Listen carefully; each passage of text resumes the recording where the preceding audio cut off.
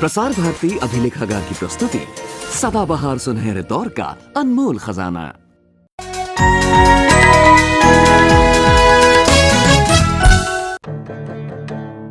आज मैं बहुत ही म्यूजिकल मूड में हूँ।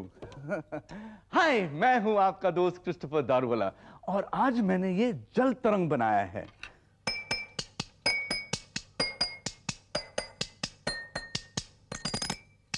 आप सोच रहे होंगे ये म्यूजिक कलर वाटर की वजह से आ रहा है। जी नहीं, इसके पीछे कोई सीक्रेट छुपा हुआ है और साइंस का मजा इन्हीं सीक्रेट्स को रिवील करने में है। अब इसी लीजिए, इसको बजाने के लिए ग्लासेस में डिफरेंट वाटर लेवल्स की जरूरत है। थोड़ा फोर्स के साथ ग्लासेस को स्ट्राइक कीजिए। फोर्स से याद आया, दीपिका और शिवम भी कोई मिस्टर उल्टा फोर्स की बात कर रहे हैं।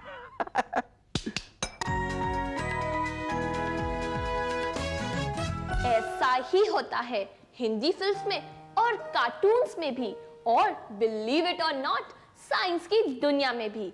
पूछिए क्या? एक विलेन तो एक हीरो, हमेशा उल्टा। आप लेफ्ट तो वो राइट, आप नॉर्थ तो वो साउथ, आप इधर तो वो उधर। और अब तो आप समझ ही गए होंगे, आप अगर आगे तो वो पीछे खींचता है। कौन है ये? आप क्यूरियस हो गए होंगे, तो आपकी क्यूरियोसिटी को करते हैं दूर और मिलिए इस मिस्टर उल्टा फोर्स से। मिस्टर उल्टा फोर्स, यही नाम बढ़िया है घर्षण के लिए। यही वो बल है जिसे किसी भी चीज का चलना ही नहीं पसंद। हमेशा उल्टा खींचता है, रोकने की कोशिश करता है, धीमा कर देता है। जिस भी दिशा में मूवमेंट हो, ये उससे उल्टा।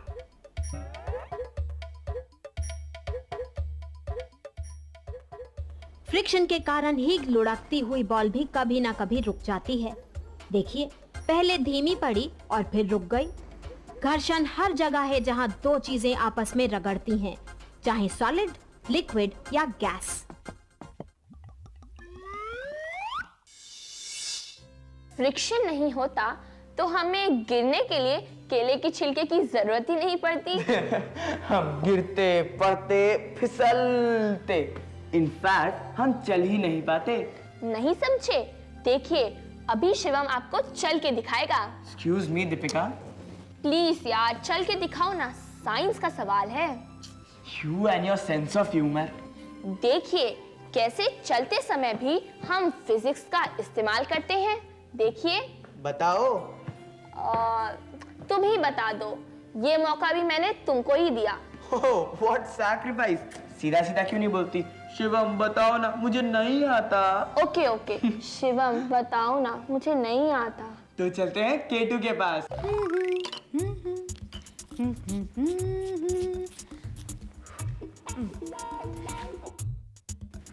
Hello K two. Hi, how you two been? Nice, very fine. पर आज हम इस उल्टा फोर्स को समझने के लिए सीधा आपके पास चले आए। कौन से बेचारे फोर्स को आज तुम दोनों ने उल्टा लटका दिया भाई? बेचारा नहीं है, हमेशा उल्टा खींचता है। केटू। फ्रिक्शन, घर्षण में फंसे हो तुम दोनों। बहुत काम का फोर्स है। अगर ये तुम्हारा मिस्टर उल्टा फोर्स ना हो ना तो तुम खड़े हो सकते हो और ना बैठ सकते। पर आप तो ये कह रही थी कि हम इस फोर्स को बहुत तरह से यूज करते हैं। ये पेंसिल कौन शार्पन कर रहा है? फ्रिक्शन।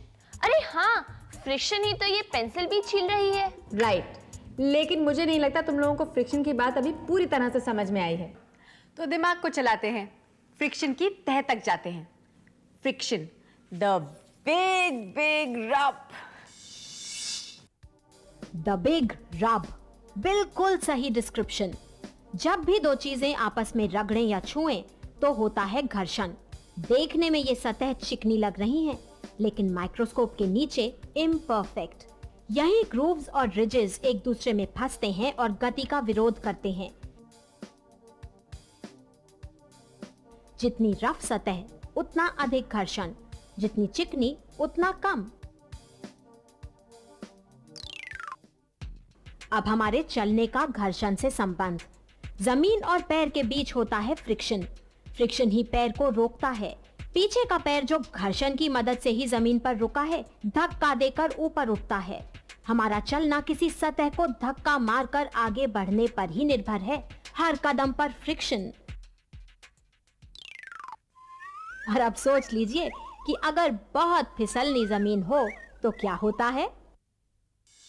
हमारी केटू बहुत कमाल की हैं।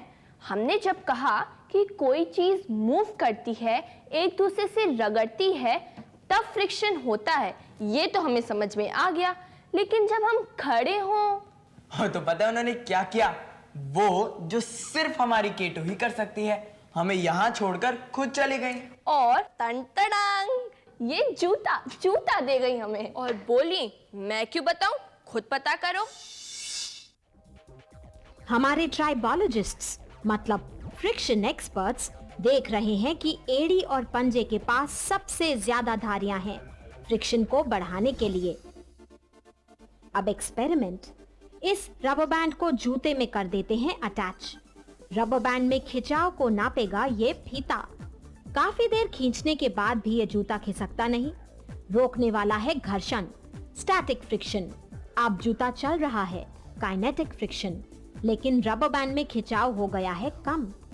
एक जगह रुकने में भी फ्रिक्शन है और स्टैटिक फ्रिक्शन काइनेटिक फ्रिक्शन से हमेशा ताकतवर होता है। लेकिन कोई और फैक्टर्स बदलने नहीं चाहिए। अगर जूते का वजन बढ़ा देंगे तो क्या होगा? अरे, वजन बढ़ा तो घर्षण भी बढ़ गया। छोटी छोटी चीजों की हेल्प से हमें 2-3 मोटी मोटी बातें तो समझ में आ गईं।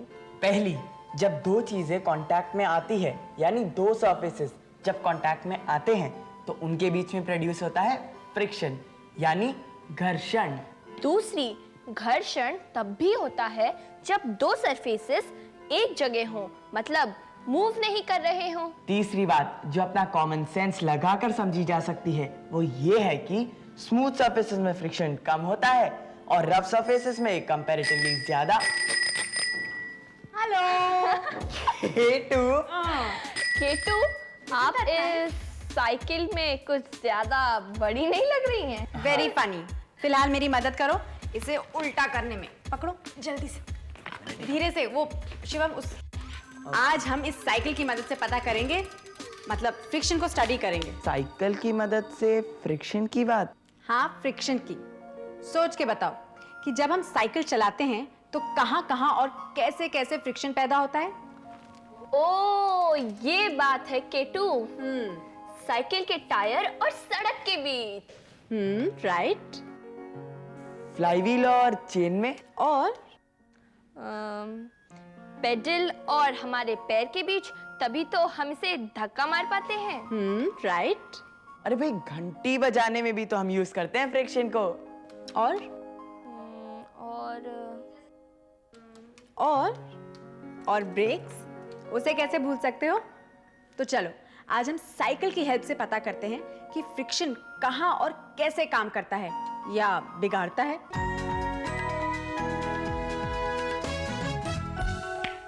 फ्रिक्शन हमारे लिए बहुत इंपॉर्टेंट है। You know, in the early Stone Age, लोगों ने दो पत्थरों को घिसकर फायर डिस्कवर की थी। उसके बाद आया था माचिस एंड देन द लाइटर।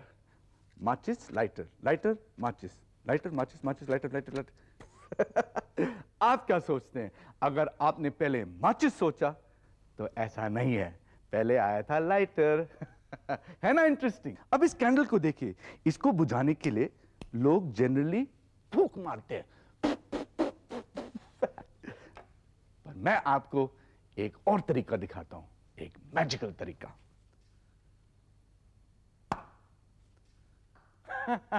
बुझ गया ना? यही है साउंड और हवा का कमाल।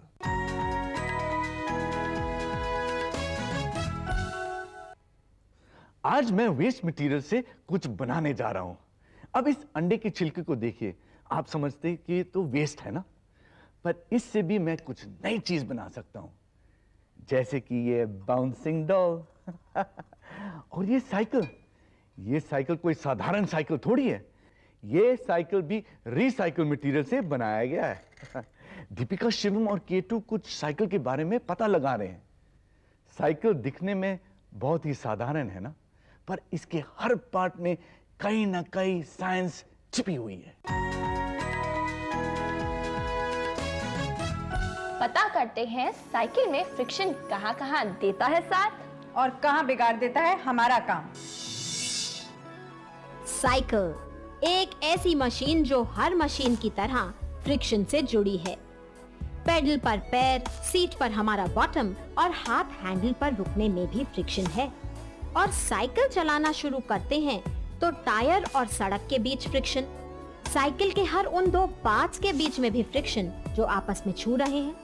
और एक बार साइकिल चलनी शुरू हो जाए तो आसपास की हवा का फ्रिक्शन भी तो हमें रोकने की कोशिश करता है। पर साइकिल के ब्रेक में ज्यादा फ्रिक्शन काम का है। साइकिल का ब्रेक कैसे काम करता है ये तो आप जानते हैं ना। फ्रिक्शन और साइंटिस्ट्स के बीच झगड़ा रहा है। फ्रिक्शन से एनर्जी लॉस होता है, कभी आवाज जैसे, कभी गर्मी और कभी स्पार्किंग जैसे। लेकिन फ्रिक्शन यहाँ काम कर रहा है, ब्लेड की धार बना रहा है। पर कभी कुम्हार को चाक पर मिट्टी के बर्तन बनाते देखा है? अगली बार देखें तो सोचें कि यहाँ फ्रिक्शन काम का है या काम बिगाड़ने वाला, या फिर दोनों।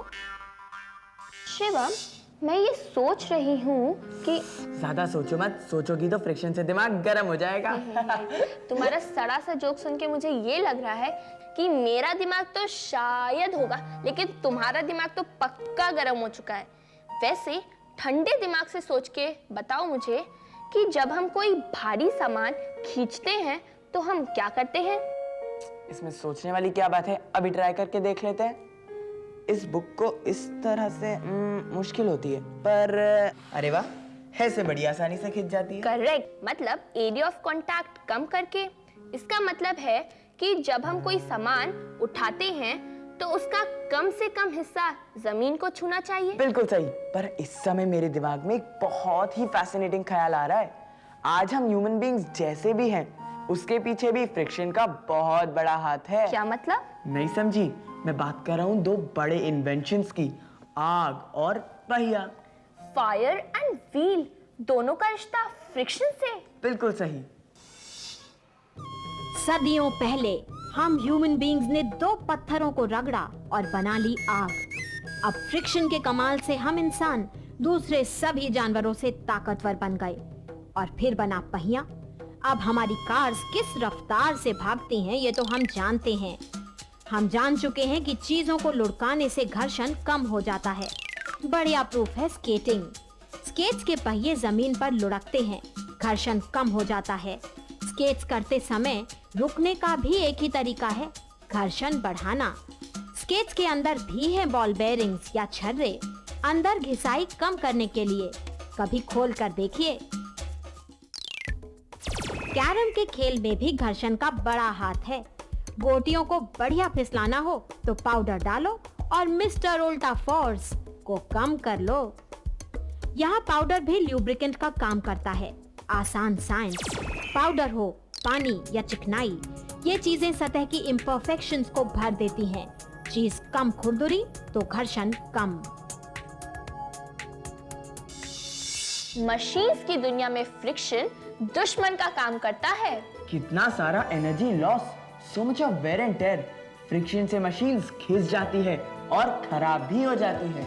इसीलिए तो साइंटिस्ट हमेशा से कोशिश करते आए हैं कि एक ऐसी मशीन बनाएं जिसमें फ्रिक्शन हो ही ना, पर ये अभी तक हो नहीं पाया है। पर हम बनाएंगे अपने लिए एक ऐसी चीज जिसमें फ्रिक्शन ना के बराबर हो। एक खराब सीडी, एक गुब्बारा और धागे की रील से बनाते हैं अपना हॉवरक्राफ्ट। तो आप भी बनाइए। ऐसा ही होता है जब बच्चे लगाते हैं दिमाग, पुरानी चीजों से बनाते हैं अपने लिए हॉवरक्राफ्ट। सीडी को रखते हैं उल्टा, अब उस पर सेलो टेप चिपकाकर एक छोटा सा छेद कर देते हैं। धागे की रील को चिपकाना है सीडी के छेद के बिल्कुल ऊपर और आसपास की जगह सील करनी जरूरी है। अब गुब्बारे को बांधे बिना ही उसे चढ़ाना है रील के ऊपर। मुंह खुला होना चाहिए। और अब देखिए हमारा हॉवरक्राफ्ट। और उसे एयर कुशन व्हीकल क्यों कहते हैं ये भी समझ लें। गुब्बारे की हवा सीडी के छेद से होती हुई नीचे फैल रही है। नीचे मतलब सीडी और मेज के बीच। हवा एक ल्यूब्रिकेंट की तरह घर्षण को कम कर देती है। फ्रिक्शन कम करके ही चलता है हॉवरक्राफ्ट और फ्रिक्शन कम करके ही हम खेल पाते हैं कैरम। पर उन बेचारों का क्या होता होगा जो रेंग रेंग कर चलते हैं? रेंग रेंग कर चलते हैं मतलब सांप? हाँ, सांप। सोचो, क्या उनके लिए फ्रिक्शन दोस्त है या दुश्मन?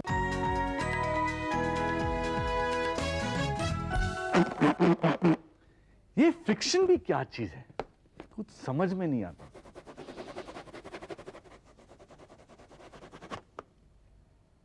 अरे ये तो भागा जा रहा है, पर इसके पैर तो है नहीं। क्या इसके पीछे भी फ्रिक्शन काम कर रही है? Of that I am not sure, but one thing I am sure about, friction हर खिलाड़ी के लिए एक चैलेंज होता है। बास्केटबॉल, फुटबॉल, हॉकी, क्रिकेट, हर खेल में हर खिलाड़ी को फ्रिक्शन के अगेंस्ट काम करना पड़ता है। Friction is everywhere. आप पता लगाइए फ्रिक्शन कहां नहीं है। हम लेते हैं एक छोटा सा ब्रेक।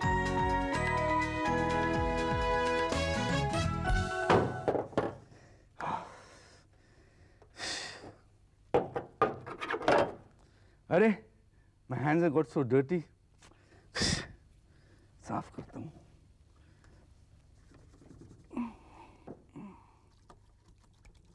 ये तो अभी भी गंदे हैं। Where's my cleaning solution? Oh,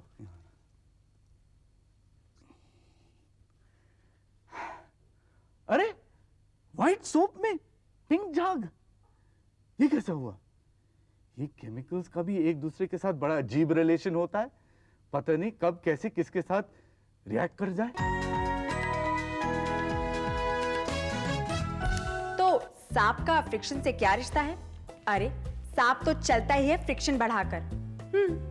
in fact मैं बोलकर क्यों समझा रही हूं? सांप की चाल को खुद देखकर खुद समझो। एंड प्लीज, साइंस की इस दुनिया में डरना बिल्कुल मना है।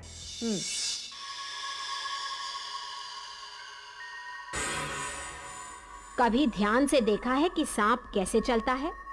देख लीजिए, सांप रेंग रहा है या जमीन को ढकेलकर आगे बढ़ रहा है। सच ये है कि सांप के शरीर के निचले हिस्से में स्केल्स की एक लंबी कतार है। ये स्केल्स कुछ लंबे हैं और इन्हीं की मदद से सांप अपने शरीर और जमीन के बीच का घर्षण बढ़ा पाता है। अपने स्टमक मसल्स की मदद से सांप इस फ्रिक्शन का पूरा फायदा उठाता है और काफी तेज चल पाता है। गैस्ट्रोपॉड परिवार से है स्नेल। गैस्ट्रो मतलब पेट और पॉड मतलब पैर, मतलब उसका तो पेट ही उसका पैर है। स्नेल के पेट के मसल्स तगड़े हैं और वो अपने शरीर से एक चिपचिपा द्रव्य निकालता है। ये द्रव्य जमीन और उसके शरीर के बीच का घर्षण कम कर देता है और उसे चलने में मदद करता है। साइंस के बारे में सोचने लगो तो कितने सारे सवाल दिमाग में आने लगते हैं। लगता है आपके भी दिमाग में काफी सवाल उठ रहे हैं। हमारी साइंस की दुनिया बहुत अनोखी है। ना डांट और ना ही एग्जाम्स, ना कोई डर, ना कोई टेंशन, फिर भी हो जाती है साइंस की पढ़ाई। तो पूछ लीजिए जो आपको पूछना है। ये साइंस की दुनिया है ना अमेजिंग। अब इस किटकिट को लीजिए, बिना चाबी लगाए तो चलता ही नहीं, और चलने का नाम है जिंदगी, जिसके लिए एक्सरसाइज की बहुत जरूरत है।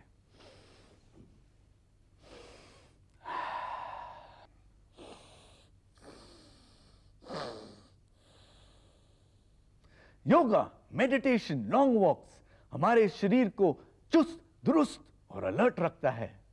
हमारे पिट को देखिए, वो तो हर दिन हर समय स्विमिंग करता रहता है और करता है पते की बात।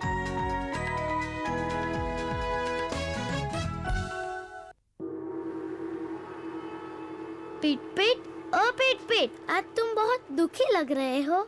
ये सब देखकर दुख तो तुम्हें भी होगा। हाँ, कारखाने का गंदा पानी हमारी जल भूमि को प्रदूषित कर रहा है ना? ऐसे कितने ही कारखाने हमारे बहुमूल्य जल भूमि क्षेत्र को खत्म कर रहे हैं। मानव समाज इसके महत्व को समझ नहीं रहा है। और बार या तो समझकर भी अनजान बना है अपने फायदे के लिए। इन्हें कैसे बताएं कि हमारे जल भूमि क्षेत्र के भूजल या ग्राउंड वाटर का पुनर्भरण अर्थात उन्हें रिचार्ज करते हैं, पोषक तत्वों की पुनः प्राप्ति, बाढ़ के प्रभाव को कम करना, जल स्रोतों को बनाए रखना जैसे महत्वपूर्ण काम करते हैं। फिर भी इनमें कमी क्यों आ रही है? इसका कारण है तेजी से बढ़ती जनसंख्या, औद्योगिक अर्थात इंडस्ट्रियल डेवलपमेंट से रासायनिक कूड़ा, कृषि प्रवृत्ति से पैदा हुआ कूड़ा, तटीय विस्तारों का कटाव इन क्षेत्रों को प्रदूषित कर रहे हैं। लेकिन पिट इतने विशाल जल भूमि क्षेत्र में कितना बिगाड़ पैदा हुआ, यह जानने का कोई तरीका तो होगा। हाँ है न है।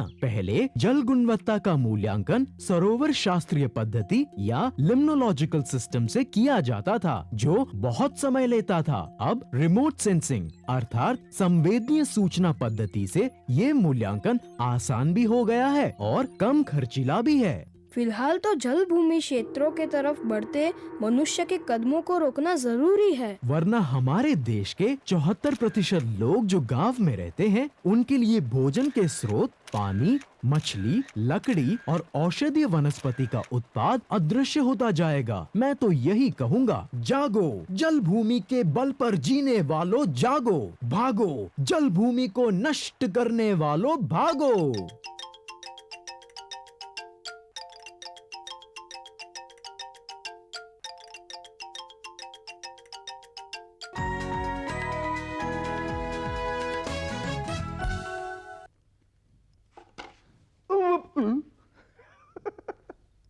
कैसा लगा पिट पिट का पावर टॉक? अच्छा था ना? Information mixed with entertainment.